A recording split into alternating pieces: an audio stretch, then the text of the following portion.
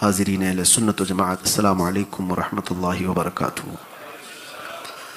الحمدللہ وکفا وسلام علی حبیبہ المصطفیٰ، اما بعد فاعوذ باللہ من الشیطان الرجیم، بسم اللہ الرحمن الرحیم۔ النبی اولی بالمؤمنین من انفسہم، صدق اللہ مولانا العظیم۔ ایک بار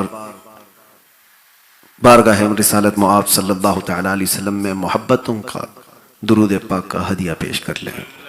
اللہم صلی علی سیدنا محمد وعلی آل سیدنا محمد وبارک وسلم۔ اقبال کہتا ہے، دو عالم سے کرتی ہے بیگانہ دل کو، عجب چیز ہے لذت آشنائی۔ دو عالم سے کرتی ہے بیگانہ دل کو، عجب چیز ہے لذت آشنائی۔ میں ادھر ادھر کی باتیں کرتے ہوئے وقت ضائع نہیں کرنا چاہتا، سیدھے پچ پر آ جاتے ہیں۔ کل جیسے حضرت نے تعارف کروایا تھا کہ سیمی فائنل ہے، تو اب ہمیں زیادہ دیر گراؤنڈ کے باہر کھڑے ہو کر کے لوگوں کا ماحول بنانے کی ضرورت نہیں، ڈائریکٹ ہم میدان میں آتے ہیں۔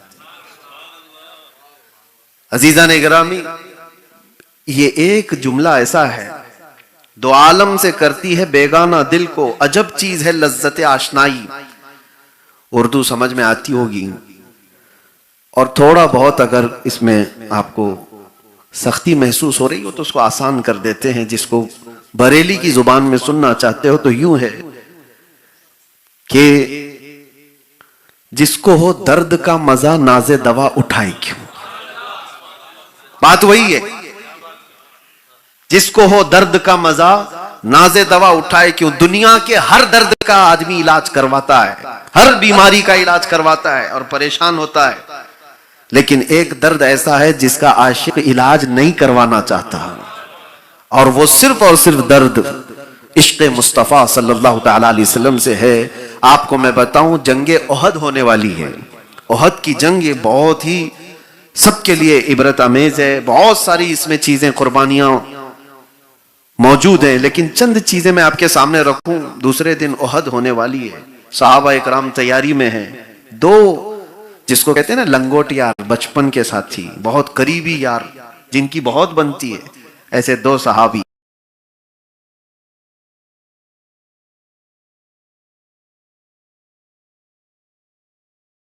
کر کے بیٹھتے ہیں، اور دونوں آپس میں بہت گہرے دوست تھے، اور کہتے ہیں کہ چلو ہم دونوں دعا کرتے ہیں، کل کیا ہونے والا ہے پتہ نہیں۔ پہلے سعد بن ابی وقاص کہتے ہیں میں دعا کروں گا تو آمین کہہ، اور عبداللہ بن جحش کہتے ہیں میں دعا کروں گا تو آمین کہہ۔ دونوں لوگ دعا کے لیے بیٹھتے ہیں۔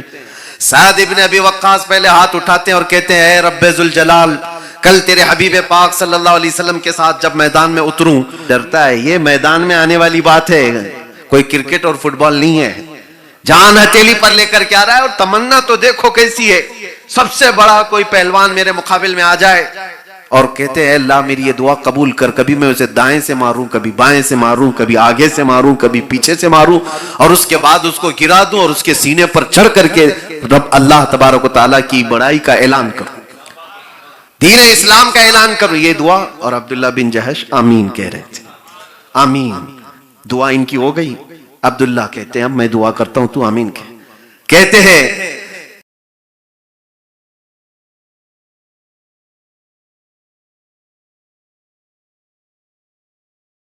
کی فوج میں گھر جاؤں، توجہ، دشمنوں کی فوج میں گھر جاؤں، کوئی مجھے دائیں سے مارے، کوئی سامنے سے مارے، کوئی پیچھے سے مارے، یہاں تک کہ میرے جسم کو چھلنی چھلنی کر دے، اور میرے جسم کے ہر ٹکڑے سے تیرے نبی کی محبت کی آواز آئے۔ ایک دعا یہ ہے اور ایک دعا یہ ہے، اور دونوں نے دعا کی اور اٹھ گئے۔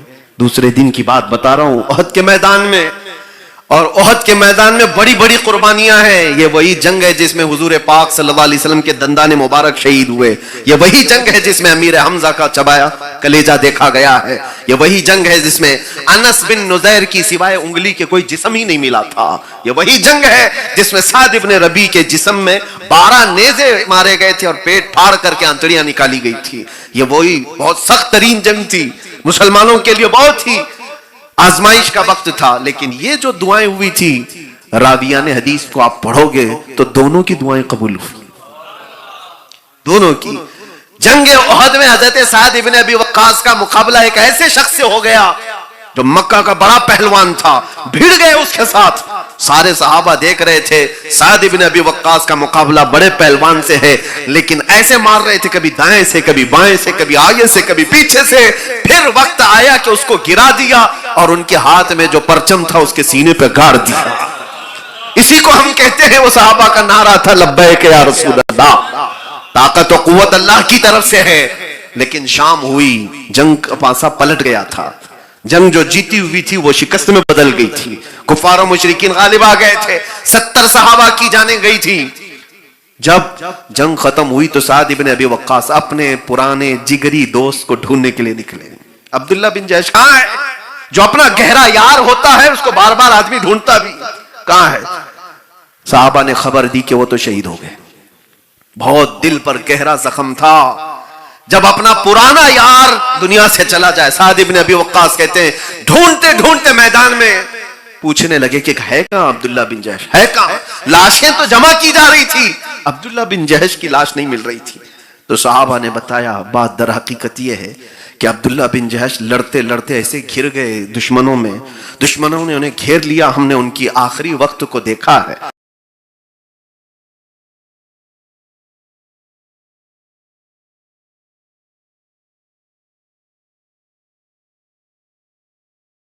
اور ان کے جسموں کے ٹکڑے کر کے ہار بنا کر کے پہنا ہے، ان کے جسم کے 80 ٹکڑے کے قریب کر دیے گئے تھے۔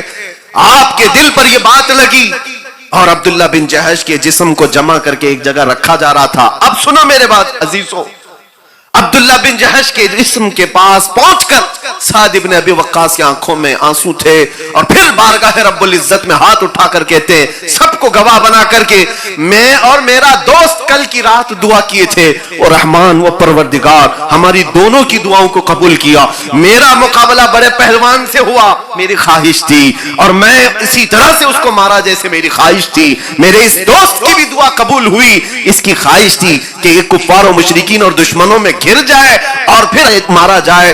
لیکن میرے عزیزو، سعد ابن ابی وقاص کہتے ہیں میں نے تو دشمنان رسول کو مارا، اس کا مزہ اور ہے، محبت مصطفیٰ میں مر جانے کا مزہ کچھ اور ہے۔ اسی کو اقبال نے کہا ہے دو عالم سے کرتی ہے بیگانہ دل کو، عجب چیز ہے لذت آشنائی، عجب چیز ہے لذت آشنائی۔ اس نبی پاک کی محبت ہی ایک ایسی چیز ہے جو ہر تکلیف کو دور کر دیتی ہے۔ ہمیں مصیبتوں کو جب بھی سامنا کرنا پڑے تو ایک بات یاد رکھنا، اگر تمہارا نبی پاک سے رشتہ ہے، ان کے نثار کوئی کیسے ہی رنج میں ہو، ان کے نثار کوئی کیسے ہی رنج میں ہو، جب یاد آ گئے ہیں سب غم بھلا دیے، جب یاد آ گئے ہیں سب غم بھلا دیے۔ میں کل سے بھی بہت جھجک محسوس کر رہا ہوں کہ اتنی بڑی زبان کے سامنے میں زبان کھولتا ہوں۔ ظاہر سی بات ہے کہ کیا کہا جائے۔ آج ایک ایسی محفل میں بیٹھا تھا، اتنے دریچے کھولے حضور غازی ملت نے زندگی میں، اتنے دریچے کھولتے گئے آبشار، بہت سارے نکات مجھے آج پہلی مرتبہ سننے کو ملے ہیں۔ اس لیے میں اپنی گفتگو کو طویل نہیں کروں گا۔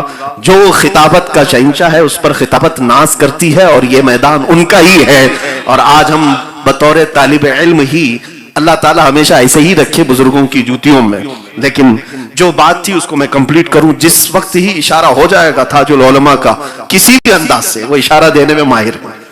کل نورانی اور بریانی کے بیچ میں جس طرح سے انہوں نے اشارے دیے تھے، مجھے اندازہ ہو جائے گا جیسے حکم ہوگا میں فوراً اپنی گاڑی کو پیچھے لے لوں گا۔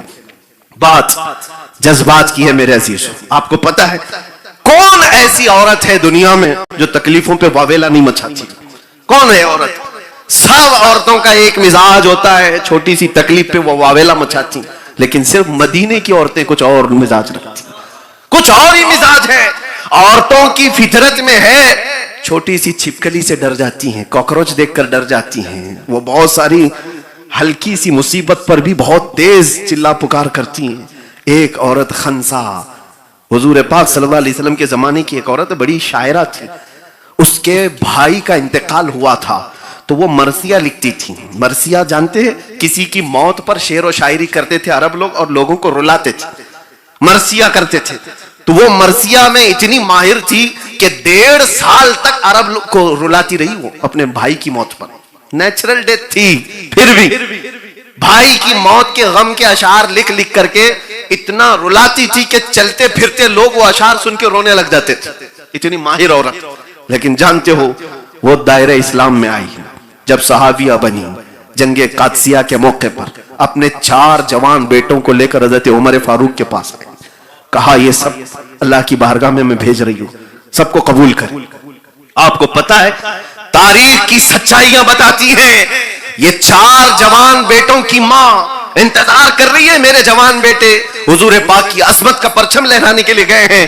لیکن سوء اتفاق کی خبریں جب آئی تو خنسا کے 4 بیٹوں کی شہادت ایک ہی میدان میں ہو گئی. 4 بیٹے جس ماں کے انتقال کر جائیں اس کی حالت کیا ہونا چاہیے. ساری جگہ پر یہ نیوز پھیلی کہ خنسا اپنے ایک بھائی کی موت پر 1.5 سال تک عرب لوگوں کو رلا سکتی ہے. اپنے سگے بیٹوں کی موت پہ پتہ نہیں کیا کیا اشعار لکھنے والی, کیا کیا کہنے والی ہے. تو خنسا کے پاس لوگوں کے کچھ عربی کے اشعار اپنے بیٹے کی موت پر, 4 بیٹوں کی موت پر لکھے گی. سب انتظار میں تھے عرب کی شاعرہ کی زبان کھلے. لوگ جب پوچھنے لگے خنسا اپنے 4 بیٹوں کی میت پر کیا کہتی ہو, خنسا اپنے گھر کے اندر سے کہتی ہے انا للہ و انا الیہ راجعون. اس سے زیادہ کچھ نہیں کہتی, اس سے زیادہ کچھ نہیں کہتی. کہا تو اپنے مرے ہوئے بھائی پر جتنے اشعار لکھے تھے عرب پورا روتا تھا, اپنے جگر گوشوں کی موت پر تو کچھ نہیں کہنا چاہتی. خنسا کا جواب سنو, کہتے وہ زمانہ جاہلیت کی موت تھی جب میں جاہل تھی, اور میرے بچے آج جو مرے ہیں وہ عظمت مصطفیٰ پر مرے ہیں.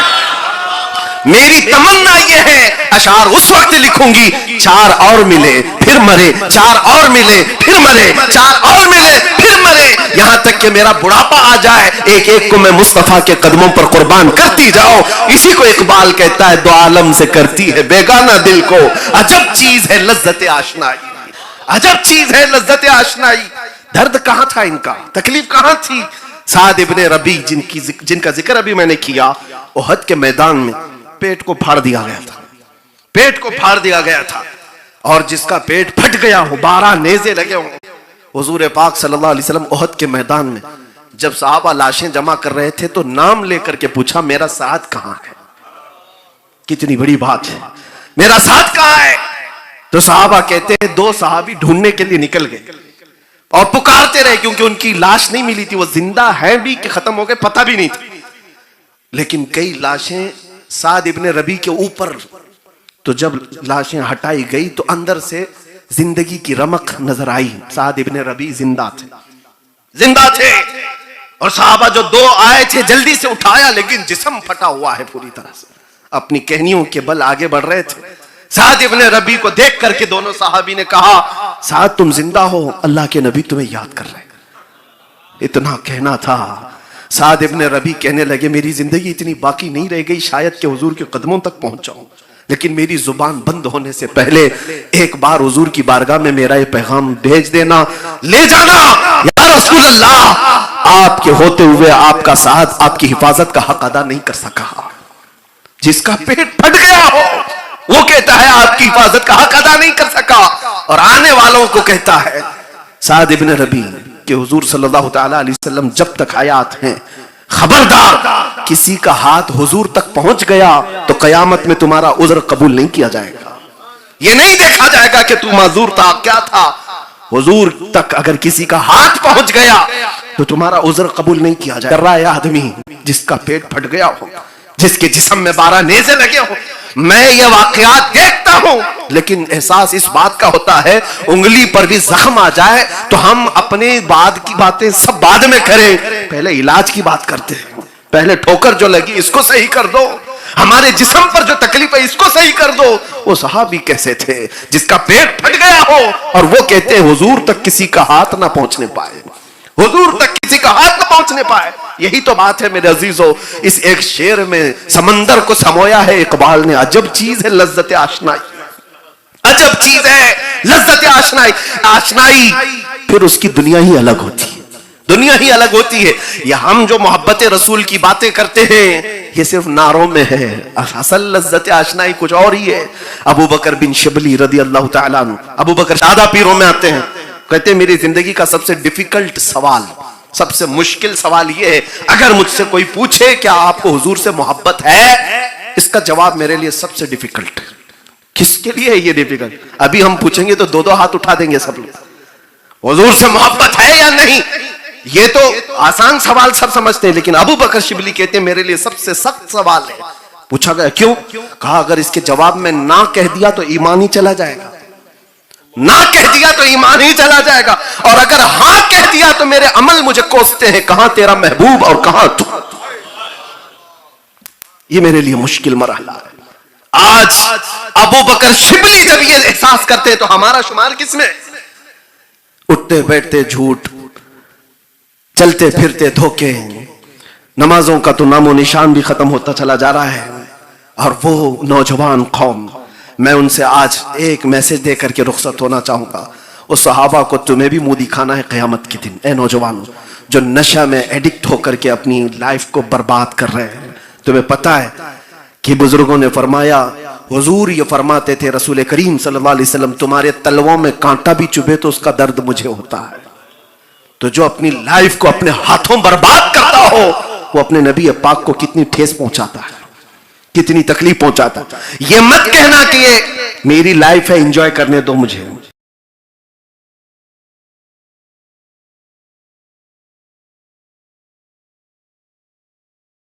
جوانی ہے، مجھے جہاں خرچہ کرنا ہے کروں گا. نہیں میرے عزیزو، تمہاری بھول ہے. زندگی تمہاری نہیں ہے، زندگی یہ نہیں ہے کسی کی کسی کے لیے، زندگی ہے نبی کی نبی کے لیے. نہ سمجھ مرتے ہیں زندگی کے لیے، جینا مرنا ہے سب کچھ نبی کے لیے. اور اعلیٰ حضرت یہ فرماتے ہیں دہن میں زبان تمہارے لیے، بدن میں ہے جان تمہارے لیے. یا رسول اللہ ہم آئے یہاں تمہارے لیے اور اٹھے بھی وہاں. یہ اصل زندگی ہماری اپنی لائف ہماری اچھا سے جینے کے لیے نہیں دی گئی، بلکہ حضور کی مرضی کے مطابق جینے کے لیے دیا گیا ہے. اپنے آپ کو برباد کرنے سے بچاؤ. ایک ہی چیز میں آپ کو بتاتا ہوں، لذت آشنائی جس کو مل جائے پھر زندگی کی ہر مصیبت ہلکی ہو جاتی ہے، ہر بڑی چیز چھوٹی لگنے لگتی ہے. ان کے نثار کوئی کیسے ہی رنج میں ہو، جب یاد آ گئے ہیں سب غم بھلا دیے ہیں. وہ مدینے کی خاتون کی بات میں کر رہا تھا، دوڑتے ہوئے وہی احد کے میدان کی طرف جا رہی ہے جس کو راستے میں کسی نے کہا تمہارے شوہر کا انتقال ہو گیا، پھر کسی نے کہا بیٹے کا بھی انتقال ہو گیا، پھر کسی نے کہا باپ کا بھی، بھائی کا بھی انتقال ہو گیا. عورت کے 4 رشتے بہت اہم ہوتے ہیں، اور عورت ان سب کے انتقال پر کیا کہہ رہی ہے؟ مدینے کی عورت وہ پوچھتی ہے سارے لوگ میرے رشتوں کی موت کی خبر دے رہے ہو، ذرا یہ بتاؤ آمنہ کا چاند کیسا ہے، عرب کا چاند کیسا ہے، نبی پاک صلی اللہ علیہ وسلم سلامت ہے یا نہیں؟ خبر دینے والوں نے کہا اللہ کے رسول سلامت ہیں. وہ کیا کہتی ہے؟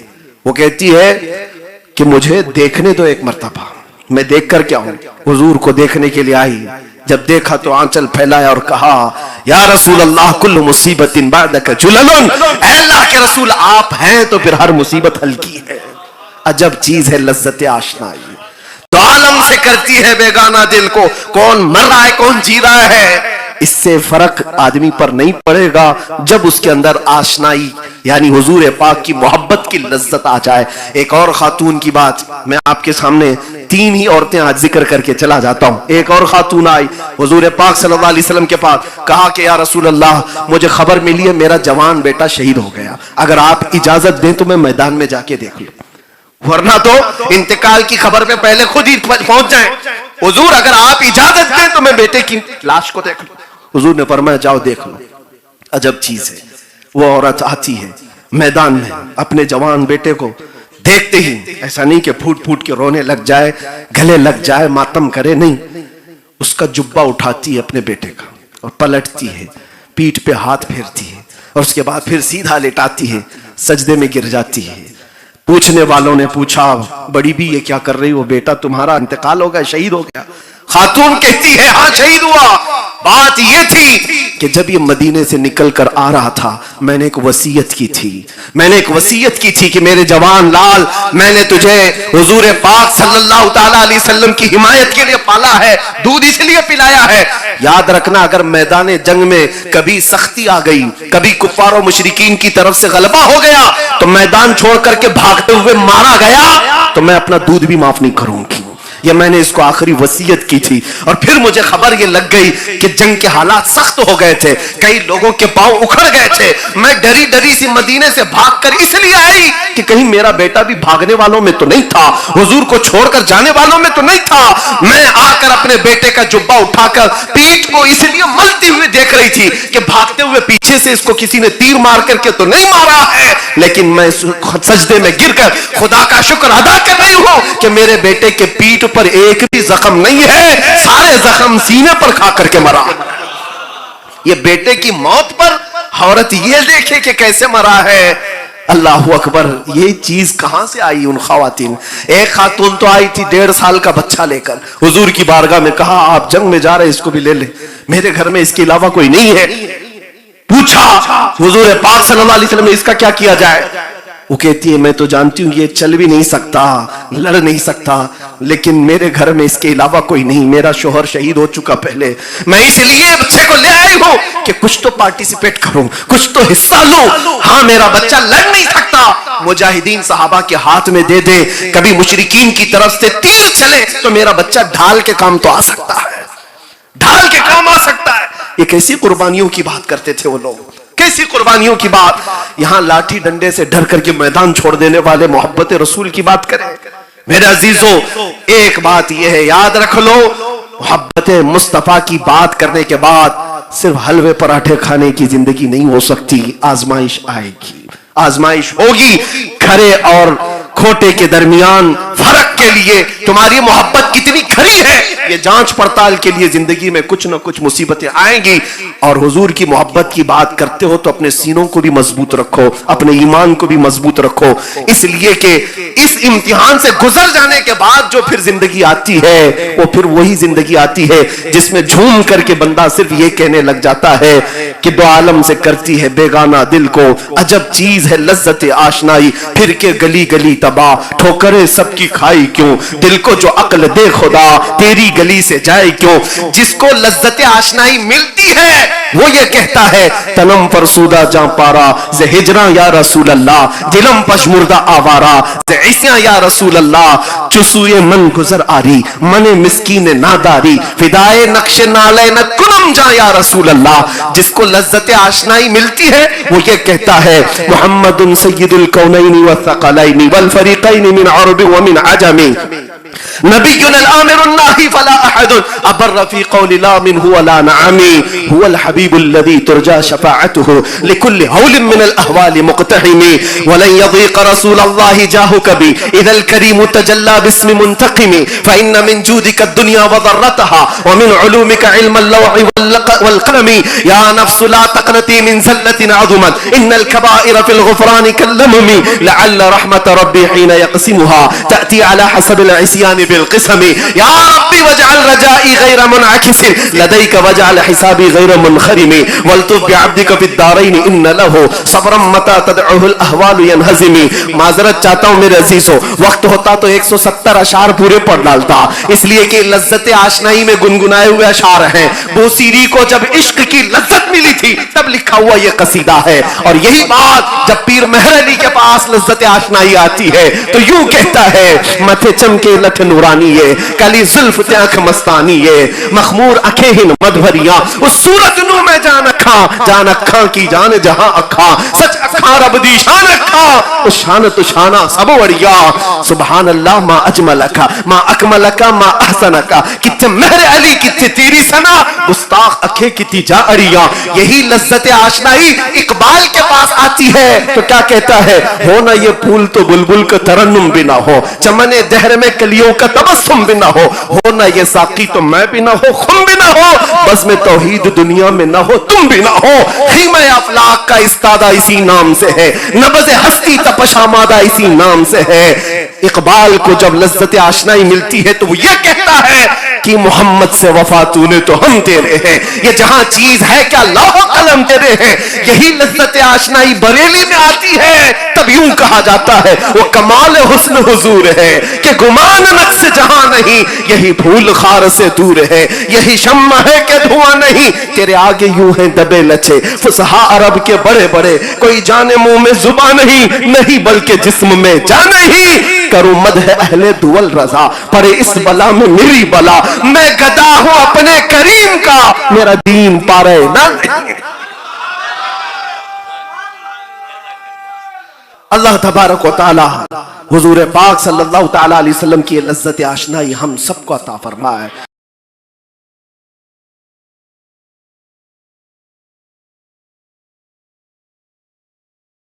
رب العالمین. السلام علیکم.